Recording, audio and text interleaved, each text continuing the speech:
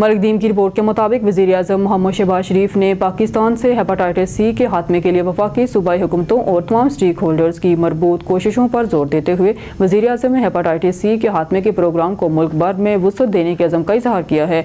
गिलगित बल्तिस्तान में वज़ीर-ए-आज़म के हेपेटाइटिस सी के खात्मे के कौमी प्रोग्राम के पायलट प्रोजेक्ट की कामयाब तकमील के मौका पर मुनक्ता तकरीब से खिताब करते हुए वज़ीर-ए-आज़म ने मुल्क में इस बीमारी के वसी एतराज़ से नबरदस्मा होने के लिए इस इक़दाम की अहमियत पर जोर दिया।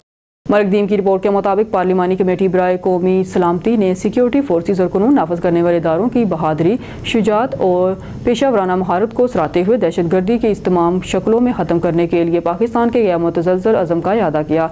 वज़ीर-ए-आज़म मोहम्मद शहबाज शरीफ का कौमी सलामती की पार्लिमानी कमेटी के इजलास से खिताब।